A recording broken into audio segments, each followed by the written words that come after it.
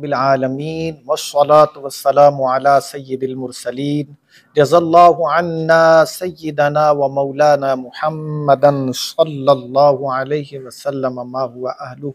या अल्लाह पाक हमारी, हमारे वालिदैन, असातिज़ा किराम, पीरो मुर्शिद और तमाम उम्मत मुस्लिमा की बख्शिश फरमा।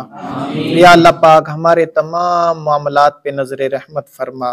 या अल्लाह पाक हमारे जिन भाइयों के मसाइल हैं उन पे नज़र रहमत फरमा। बिलखुसूस हमारे अब्दुल बासित भाई के कारोबार के मसाइल हैं, मौला नज़र रहमत फरमा, आसानियाँ पैदा फरमा, रिज़्क़ के हलाल के असबाब अता फरमा और रिज़्क़ कसीर रिज़्क़ के हलाल अता फरमा।